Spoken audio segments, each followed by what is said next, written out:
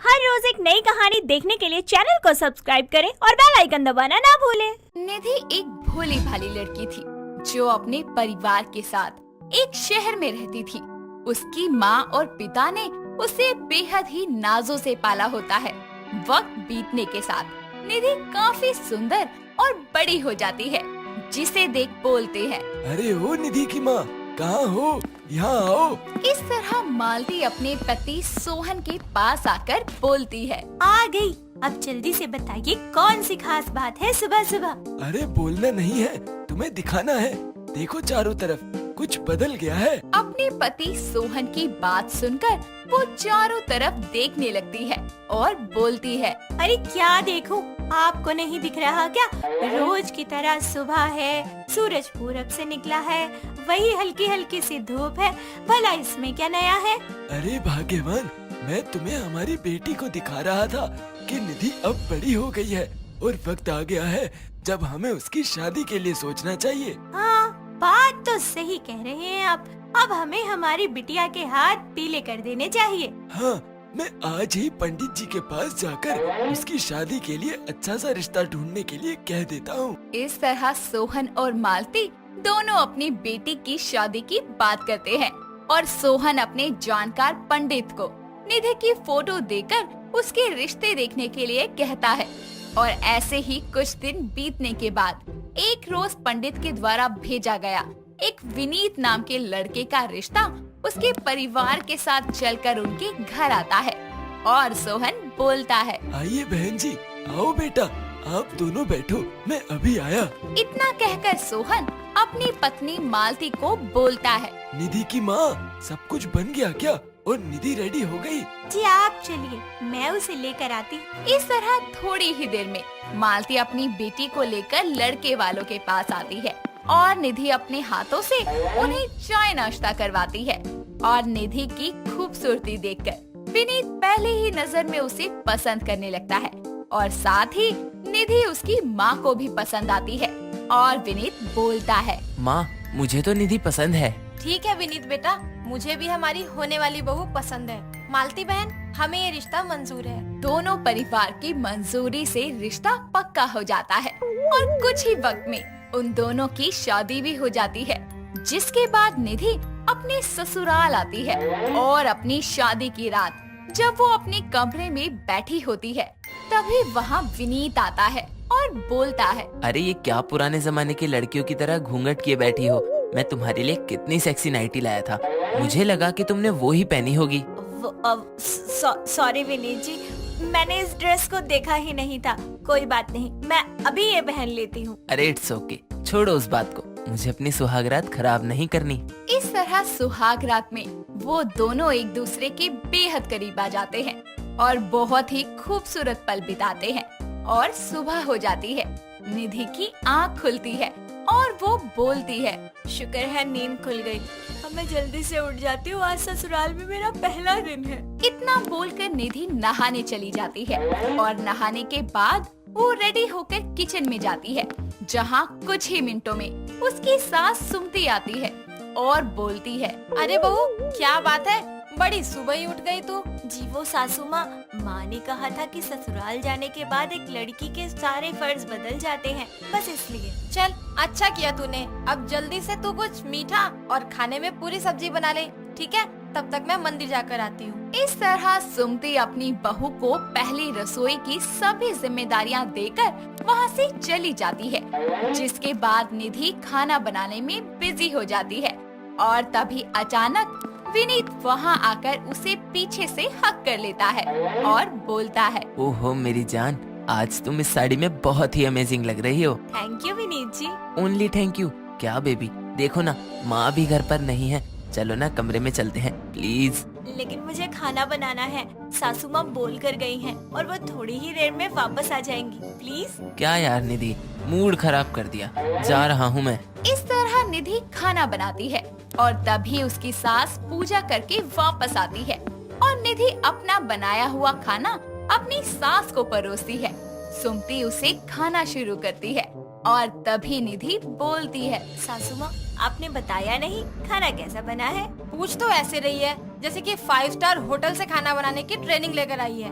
तेरी ये खीर ऐसी लग रही है जैसे कि तू इसमें चीनी डालना ही भूल गई है, और ये सब्जी तो ऐसी लग रही है कि तूने इसमें हल्दी नहीं डाली। देख कैसी विधवा सी लग रही है तेरी ये सब्जी। लेकिन सासू माँ, मैंने तो सब इतने प्यार से बनाया था और मुझे तो सब कुछ ठीक लग रहा था। तो तू कहना क्या चाहती है कि मैं जानबूझ के तेरे इस बनाए खाने की बेइज्जती कर रही हूँ?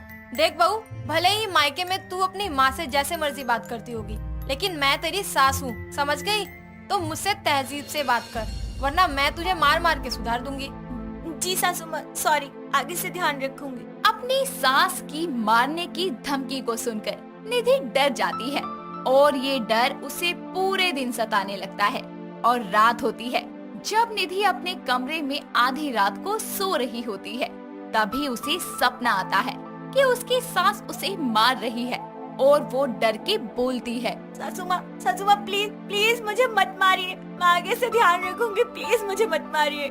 निधि अपने सपने के कारण इतना ज्यादा डर जाती है कि वो बेड पर ही सुसु कर देती है, जिसके बाद बिस्तर गीला होने के कारण उसकी नींद खुलती है और वो बोलती है, अरे ये मैंने क्या कर दिया?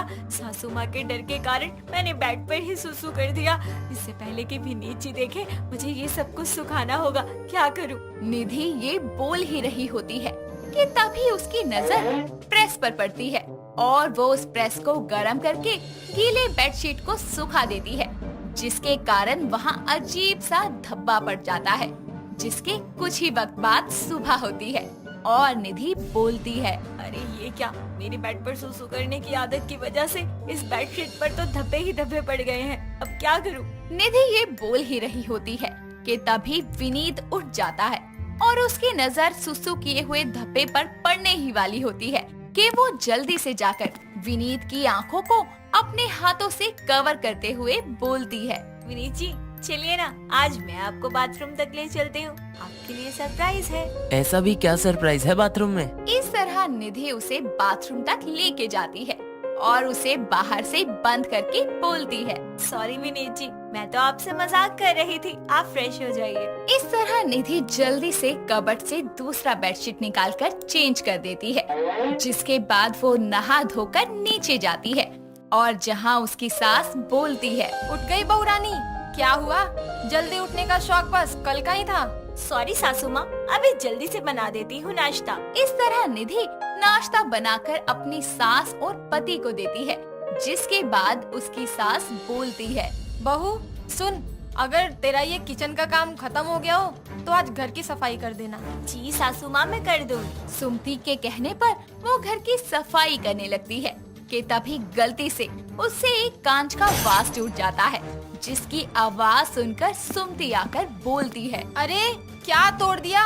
ये लो, जितने की सफाई नहीं हुई तूने उतने का नुकसान कर दिया, सत्यानाश हो तेरा, आज तो तेरी अकल ठिकाने लगानी ही पड़ेगी। इस तरह गुस्से में सुमति उसे चांटा लगा देती है और निधि इस बार बुरी तरह डर जाती है और वक्त बीतता है, जिसके बाद रात होती है और सपने में फिर से निधि देखती है कि उसकी सास उसे मार रही है। मार खाने के डर से वो बिस्तर पर ही सुसु कर देती है और पूरा बेड गीला हो जाता है। तभी अचानक विनीत की नींद खुलती है और वो देखता है कि निधि बड़बड़ा रही है, सासू माँ मुझे मत मारिए, मैं कोई गलती नहीं करूँगी, प्लीज मुझे मत मारिए, सच कह रही हूँ। निधि उठो, अरे क्या हो गया? अरे सपना है। विनीत की बात सुनकर निधि उठ जाती है और विनीत बोलता है, ये क्या किया है तुमने? देखो पूरा बेड गीला हो गया है। विनीत जी आई एम सॉरी, मैं नींद में थी, मुझे सासू माँ के डर के इतने भयानक भयानक सपने आते हैं कि मैंने बेड पर ही सुसु कर दिया। फिर से कर दिया मतलब? इससे पहले भी किया था क्या? हाँ, वो कल भी मैंने जब नींद में माँ जी का सपना देखा तो मैं बहुत डर गई थी और मैंने बेड पर सुसु कर दिया। प्लीज आप ये बात सासू माँ को मत बताना, वरना वो मुझे बहुत डांटेंगी, बहुत मारेंगी, प्लीज विनीत जी। अरे ठीक है, तुम डरो मत, मैं उन्हें कुछ नहीं बताऊंगा। थैंक यू विनीत जी। इसी तरह कुछ दिन बीत जाते हैं और सुमति अपनी बहू के अंदर अपना खौफ बनाए रखने के लिए उसकी गलती ना होने पर भी उसे डराती है और एक दिन वो अपनी बहू के पास जाकर बोलती है, सुन बहू, आज मेरी कुछ सहेलियां घर आने वाली हैं, तो तू जल्दी से सारा घर अच्छे से साफ करके आधे घंटे के अंदर कुछ अच्छा बना ले। आधा घंटा? लेकिन इतने कम वक्त में मैं क्या अच्छा सा बना पाऊंगी। और माँ जी आपने बताया ही नहीं था कि आपकी सहेली आने वाली है। अरे कितने सवाल पूछेगी, सीआईडी है क्या? माँ जी आप ऐसे हर वक्त गुस्से में लाल पीली ही क्यों रहती है? मुझे आपसे डर लगने लगा है। हर वक्त आप हमेशा ऐसे ही रूखापन दिखाती हैं। क्या कहा तूने मुझे? ठहर जा, तुझे आज मैं तबीयत से सूतूंगी, तभी तेरी ये एक्सप्रेस ट्रेन जैसी जुबान काबू में आएगी। इस तरह सुमति अपनी बहू निधि को जोरदार चाटा लगा देती है और दोबारा उसे मारने के लिए हाथ उठाती है कि तभी निधि इतनी ज्यादा डर जाती है कि वो इस बार होश में ही वहीं खड़ी खड़ी सुसु कर देती है और सुमति बोलती है, हाय हाय, ये क्या कर रही है तू? छी छी, अरे बहू ये मेरा घर है। माँ जी आपने मुझे इतना डरा दिया कि आज मैं होश में हूँ तभी मैंने सुसु कर दिया। निधि बोल ही रही होती है कि तभी वहाँ विनीत आता है और अपनी माँ को सारी सच्चाई बता देता है और सुमति बोलती है, अरे मुझे नहीं पता था कि बहू तो इतना ज्यादा डर जाएगी कि बेड पर सुसु करने लगेगी। मैं ही मूर्ख हूँ जो तुझे डरा रही थी। अब से मैं तुझे अपनी बेटी के जैसे रखूंगी, तब तुझे डरना नहीं पड़ेगा और जब तू डरेगी नहीं तो बिस्तर पर सुसु भी नहीं करेगी। पक्का माँ जी? हाँ हाँ पक्का।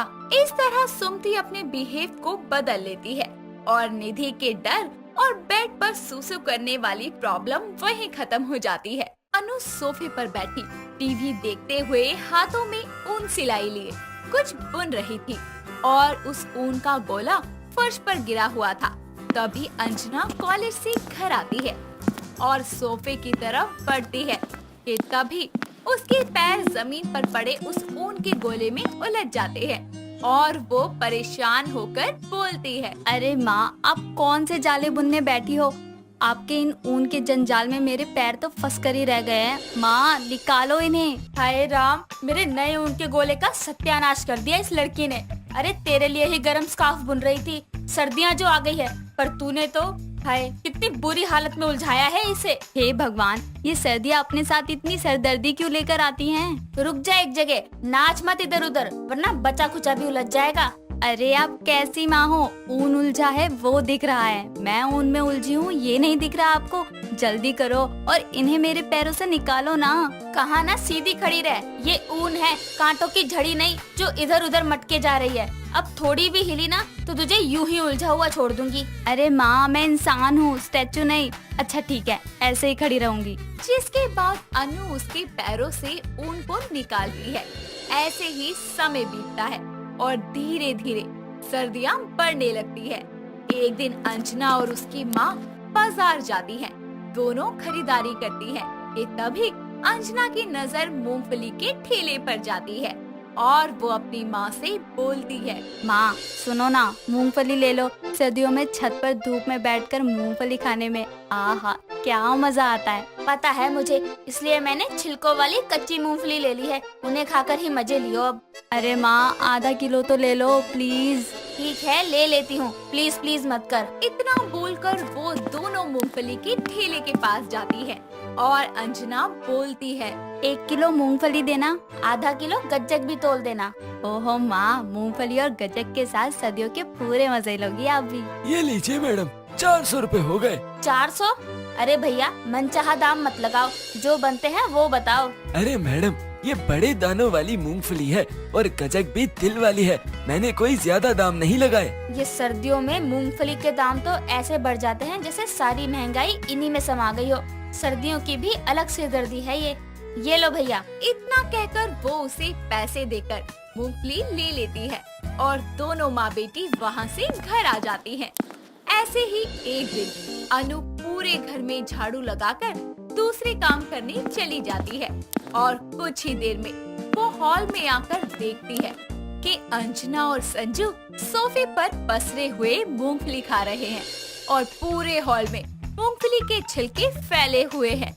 ये देखकर वो गुस्से में बोलती है, अरे मेरी गुणवान औलाद, कभी अपनी माँ पर रहम भी खा लिया करो। अरे इतनी सर्दी में कितनी बार झाड़ू पोछा लगाऊं? ये छिलके फर्श पर क्यों गिराए हैं? माँ हम इतने पागल नहीं है ना जो फर्श पर मूंगफली गिराएं, इसलिए छिलके गिरा दिए उसके। हाँ हाँ, तुम दोनों पागल थोड़ी हो, पागल तो मैं हूँ जिसने तुम जैसी राक्षस औलादों को जन्म दिया जो मूंगफली ठूस ठूस कर छिलके फैला रही है। इसलिए सर्दियों में मैं छिलके वाली मूंगफली नहीं लेती, सर्दियों में ये मूंगफली के छिलके किसी सिरदर्दी से कम नहीं है। अरे माँ, इतना बोलकर तो आपने हमारे सर में दर्द कर दिया। आप जाओ, अंजना साफ कर देगी। अच्छा जी, तू ही कर लेना। ठंड के मारे तो कब से सोफे पर चिपका हुआ है, आलस की दुकान कहीं का। चुपचाप अपनी बकवास बंद करो और ये सारे छिलके उठाकर डस्टबिन में फेंको। दोनों अनु की एक आवाज में झाड़ू लिए सफाई करना शुरू कर देते हैं। ऐसे ही दिसंबर का महीना शुरू हो जाता है और सर्दियाँ अपने चरम पर होती हैं। एक दिन संजू अपने दोस्त के साथ कार में कहीं जा रहा होता है कि अचानक से कार खराब हो जाती है और दोनों अपनी जैकेट की जेब में हाथ घुसाए बाहर निकलते हैं और उसका दोस्त आसपास किसी गैराज को ढूंढने निकल जाता है। तभी एक कार आकर उसकी कार को टक्कर मार देती है और संजू को ये देखकर गुस्सा आता है कि वो बिना जैकेट से हाथ निकाले कार वाले के पास जाकर बोलता है, अरे ओ आँख के अंधे, देखकर नहीं चल सकता क्या? अबे ओ, ज्यादा मत बोल, तुझे दिखता नहीं है क्या? कहीं पे भी कार पार्क कर देता है। अबे चल चल। अबे तू चल ना। अबे एक रख के दूंगा। अरे पहले जैकेट से तो हाथ निकाल। इतनी का ठंड लग रही है जो जबान चला रहा है खाली? हिम्मत है तो हाथ निकाल। क्या यार, सर्दियों में ये अलग से सर्दी है। एक बार हाथ गर्म हो जाए तो बाहर निकालने में मौत आती है। अबे जा, फालतू लोगों के मुंह नहीं लगता मैं। अबे तू निकल, आया बड़ा।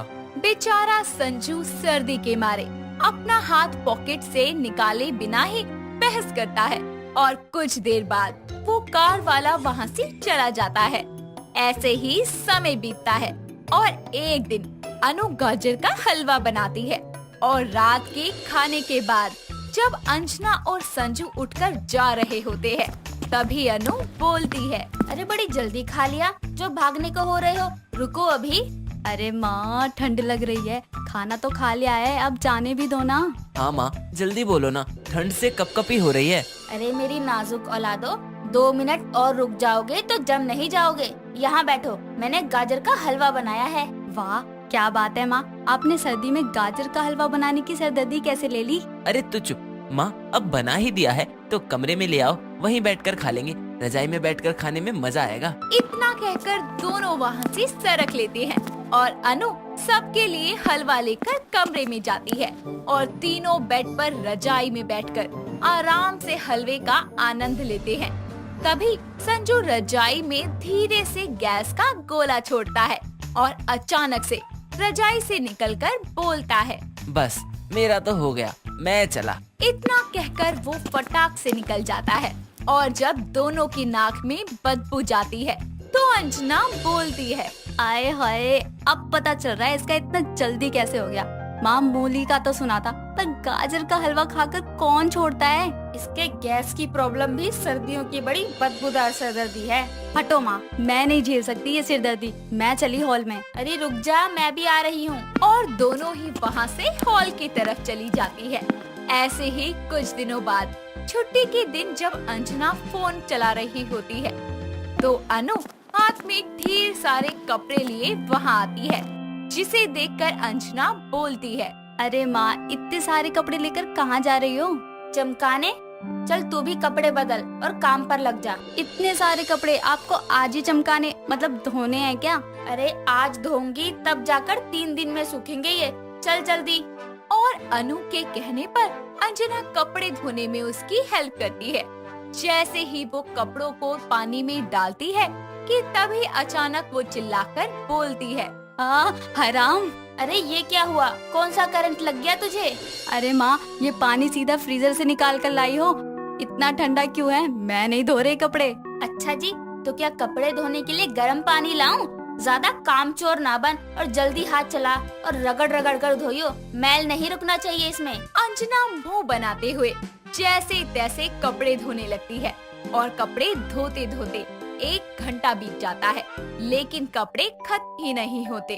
तभी अंजना बोलती है, माँ, सर्दियों में कपड़े धोना कितनी बड़ी सरदर्दी है। मतलब 1 घंटा हो गया साबुन घिसते घिसते, हाथ सुन्न पड़ गए हैं मेरे। ऊपर से ये मोटे मोटे कपड़े खत्म ही नहीं हो रहे। अरे आज तो धूप निकली है, उतनी ठंड भी नहीं है, तब तेरा ये हाल है। मैं तो सर्दियों में ये सरदर्दी हमेशा ही झेलती हूँ, मेरा सोचा है कभी?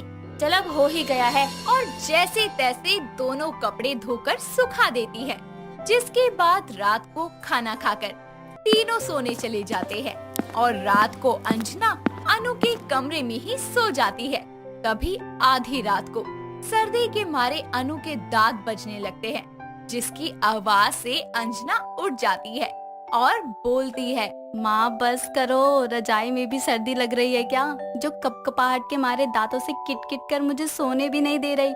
हाय ये सर्दी की सिरदर्दी, लगता है सर्दियों के साथ ही जाएगी। इतना कहकर वो अपना सर पकड़ लेती है।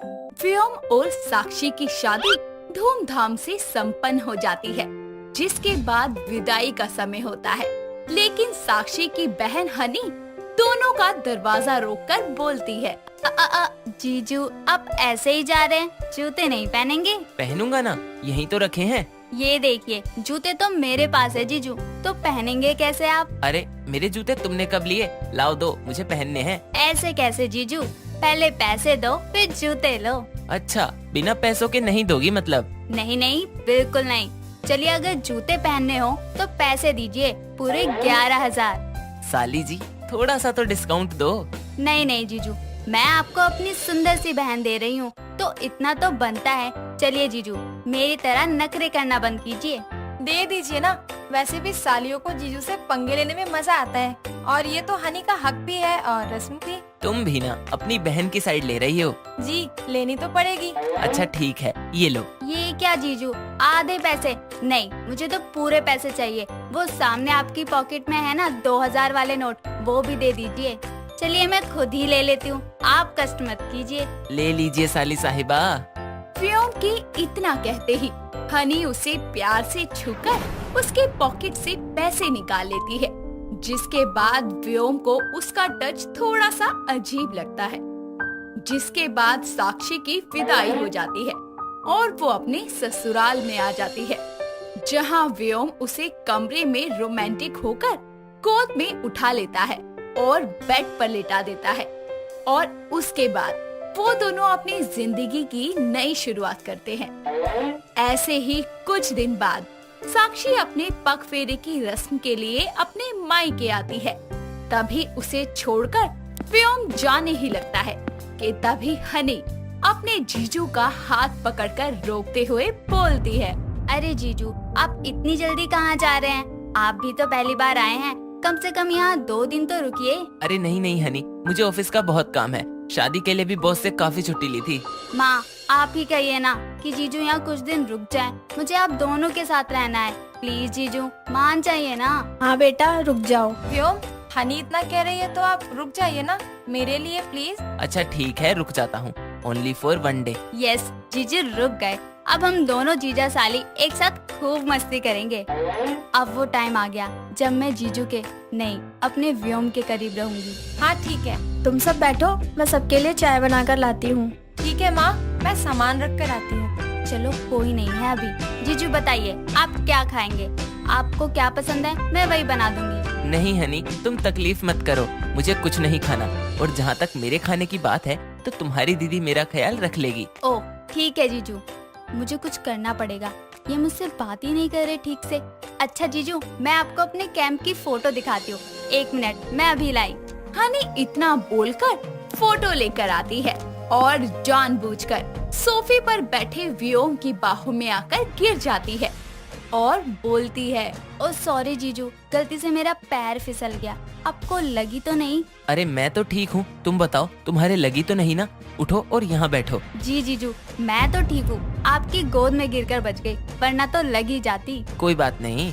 कुछ देर में दोनों माँ बेटी आ जाती है तो हनी दूर होकर बैठ जाती है। सब हंसी मजाक करके चाय नाश्ता करते हैं। रात को सब सो जाते हैं, लेकिन हनी व्योम को अपना बनाने के बारे में सोचते हुए बोलती है, मुझे कुछ तो करना पड़ेगा वरना मेरा व्योम मुझसे दूर हो जाएगा। वो बस कल तक ही रुके हैं, फिर चले जाएंगे। काश व्योम की शादी मुझसे होती, माँ मुझे व्योम का रिश्ता दिखाती। इतना हैंडसम लड़का सिर्फ मेरी किस्मत में होना चाहिए था, ना कि मेरी बहन साक्षी के। माँ ने भी मुझे ये कहकर रोक दिया कि पहले बड़ी बेटी की शादी होती है। अगर साक्षी की जगह मैं बड़ी होती तो आज व्योम मेरा होता, मैं उसके साथ खुशी से रहती। खैर मुझे नींद भी नहीं आ रही, मन कर रहा है अपने व्योम से लिपट कर सो जाऊं। देख कर आती हूँ वो सोए हैं या नहीं। हनी उसे देखने के लिए जाती है। वहीं साक्षी व्योम से पानी लाने को कहती है। अच्छा मैं पानी लेकर आता हूँ, तुम रुको। व्योम पानी लेने जाता ही है कि रसोई में व्योम को अकेला पाकर हनी उसके कंधे पर प्यार से हाथ रखती है। तभी डरकर व्योम पीछे मुड़ता है और बोलता है, अरे हनी, तुम सोई नहीं, यहाँ क्या कर रही हो? वो जीजू, मुझे नींद नहीं आ रही थी तो मैं किचन में आ गई, भूख भी लग रही थी। अच्छा ठीक है, टाइम से सो जाना। ठीक है जीजू। हनी इतना बोलकर एक टेबल पर चढ़कर ऊपर रखे डब्बे में से स्नैक्स निकालती है कि तभी जानबूझकर वो गिर जाती है। आवाज सुनकर व्योम पलटता है और उसके पास आता है। तभी हनी रोने लगती है। मम्मा, लग गई मुझे। बहुत दर्द हो रहा है जीजू, मुझे चोट लग गई, बहुत दर्द हो रहा है। ओहो हनी, तुम भी ना ध्यान से कुछ नहीं कर सकती, हमेशा गिरती पड़ती रहती हो। जीजू मुझे बाद में डांटना, पहले मेरी थोड़ी हेल्प करके उठा तो दीजिए। अच्छा ठीक है। आउच। जीजू मुझसे उठा ही नहीं जा रहा है, प्लीज जीजू आप मुझे रूम तक छोड़ दीजिए। वो उसे गोद में उठा लेता है कि तभी साक्षी आ जाती है और बोलती है, अरे हनी, क्या हुआ तुझे? और व्योम, आप तो पानी लेने गए थे, आए नहीं? रसोई में चढ़कर कुछ उतार रही थी तुम्हारी बहन कि गिर पड़ी, इसके पैर में लग गई। ओहो, ये लड़की इतनी बड़ी हो गई है लेकिन बच्चों वाली हरकतें अभी तक नहीं गई। जाइए, आप इसे कमरे में छोड़ कर आइए। ठीक है। व्योम उसे कमरे तक छोड़ने जाता है और फिर बेड पर लिटा देता है और साक्षी उससे दवाई लगा देती है और बोलती है, दवाई लगा दी है, अब चुपचाप से सो जा, समझी? सब अच्छा चल रहा था लेकिन ये बीच में आ गई। हम दोनों इतने अकेले थे, मैं व्योम की बाहों में रहती, उससे प्यार से बात करती, लेकिन साक्षी ने सब खराब कर दिया। अपना पैर तोड़वा कर भी मुझे कुछ ज्यादा हासिल नहीं हुआ। ठीक है दीदी। चलो अब तुम आराम से सो जाओ हनी। ओके चलो साक्षी। इस तरह दोनों अपने रूम में जाकर सो जाते हैं। ऐसे ही हनी उसके करीब आने की सोचती है लेकिन कुछ नहीं कर पाती और व्योम अपने ऑफिस चला जाता है। साथ ही कुछ दिन में साक्षी को व्योम अपने घर ले आता है।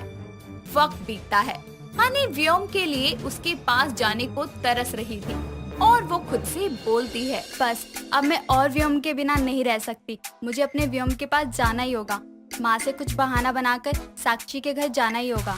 ऐसे ही हनी अपनी माँ से बहाना बनाकर साक्षी के पास चली जाती है और जैसे ही दरवाजा खुलता है वो आकर सबसे पहले अपनी दी के गले से लिपटकर बोलती है, दीदी मुझे आपकी कितनी याद आ रही थी। I miss both of you. अरे अभी 3 महीने पहले ही तो मिली थी, इतनी जल्दी याद आ गई तुझे? ओहो दीदी, 3 महीने आपको पता है कितने होते हैं? अरे जीजू, आपको तो मैंने कुछ बोला ही नहीं। कैसे हो आप जीजू? ठीक हूँ मैं, तुम अचानक कैसे?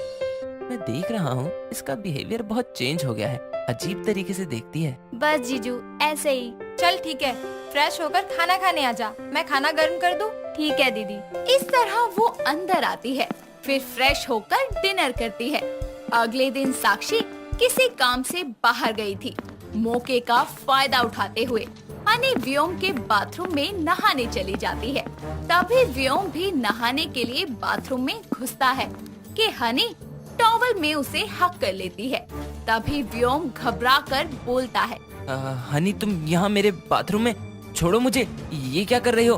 पागल हो गई हो क्या? मुझे बाहर जाने दो। ओ मेरे प्यारे व्योम, अब और कितना दूर रहोगे मुझसे? मैं तुम्हारे लिए तो यहाँ आई हूँ और तुम मुझे ही टाइम नहीं दे रहे हो। तुम्हारा दिमाग तो ठिकाने पर है क्या? बहकी बातें कर रही हो। छोड़ो मुझे, कहीं साक्षी ने देख लिया तो वो मुझे ही गलत समझेगी और मैं उससे बहुत प्यार करता हूँ। हटो, मैंने बोला ना। व्योम मेरे साथ ऐसा मत करो, मैं तुमसे बहुत प्यार करती हूँ, जब से मैंने तुम्हें देखा है तब से। और वैसे भी साली तो आधी घरवाली होती ही है। तुम्हें ये मेरी बात समझ आ रही है या नहीं? छोड़ो मुझे, मैं साक्षी से प्यार करता हूँ। तुम्हारे बहाने और टच मुझे सब समझ आ गया था, लेकिन मैंने इग्नोर कर दिया। तुम अपनी बहन का ही घर उजाड़ना चाहती हो, शर्म नहीं आती? तुमसे प्यार करने में मुझे कोई शर्म नहीं है, और उजड़ता है तो उजड़ने दो। मैं तुमसे शादी करूंगी क्योंकि फिर हम दोनों साथ में रहेंगे। तुम्हारा दिमाग खराब हो गया है और मुझे उससे बोलना ही पड़ेगा। ये बोलकर वो बाथरूम से बाहर आ जाता है। तभी हनी भी बाहर आती है और उसका हाथ पकड़ते हुए बोलती है।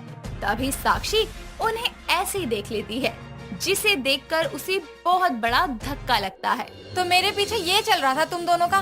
व्योम, तुमने मुझे धोखा दिया, मेरी बहन के साथ ये सब। छी छी, नहीं साक्षी, मैं तुमसे प्यार करता हूँ। तुम जो देख रही हो वो गलत है, ऐसा कुछ भी नहीं है। दीदी अच्छा है आप आ गए। देखिए ना जीजू मेरे साथ क्या करने की कोशिश कर रहे थे, आप सही वक्त पर आ गई, वरना मेरे साथ। साक्षी इसकी बात पर भरोसा मत करना, ये झूठ बोल रही है, मुझ पर झूठा इल्जाम लगाए जा रही है। ये कब से मेरे पीछे पड़ी है और बहकी बहकी बातें कर रही है। भला मैं तुम्हारे साथ ऐसा क्यों करूँगा? तुम्हारे घर पर भी ये मुझे गलत तरीके से छू रही थी, और जब कल आई थी तो कैसे लिपट गई थी मुझसे, तुमने देखा था ना साक्षी। साक्षी मैं ऐसा नहीं हूँ, ये मेरे बाथरूम में जानबूझकर आ गई थी। मेरा यकीन करो साक्षी, मैं तुम्हारे सर की कसम खाता हूँ। नहीं दीदी जीजू झूठ बोल रहे हैं, इन्होंने जबरदस्ती की है मेरे साथ, बाथरूम में घुस गए थे ये जबरदस्ती। साक्षी उसके पास आकर उसे एक जोर का तमाचा मारती है और बोलती है, हाँ तो होती है हनी झूठ बोलने की भी। तुमने अपनी बहन के सुहाग पर ही नजर डाली, उन पर झूठा इल्जाम लगा रही हो। ये नाम का मंगलसूत्र नहीं पहना मैंने, अच्छे से समझती हूँ, उन्हें जानती हूँ वो क्या कर सकते हैं और क्या नहीं। ये मेरी आत्मा तक जानती है। तुम्हारी हिम्मत कैसे हुई इतना घटिया इल्जाम मेरे पति पर लगाने की? मैं तुम्हें मारूं या पुलिस के हवाले करूं या तेरी इस गंदी हरकत के लिए माँ को बताऊं? उससे पहले तू ये घर छोड़कर खुद चली जा, क्योंकि अगर मैंने अपना मुंह खोला तो आगे जाकर तुझसे कोई भी शादी नहीं करेगा। चली जा मेरी नजरों से। थैंक यू साक्षी, मुझ पर विश्वास करने के लिए। मैं तुमसे बहुत प्यार करता हूँ और जिंदगी भर सिर्फ तुमसे करूँगा। आई नो व्योम। कुछ देर बाद हनी उसका घर छोड़कर चुपचाप चली जाती है और दोनों पति पत्नी साथ रहने लगते हैं। दोस्तों अगर आपको ये कहानी पसंद आई तो इसे लाइक करें, शेयर करें और कमेंट करके बताएं कि कहानी में आपको सबसे अच्छा क्या लगा।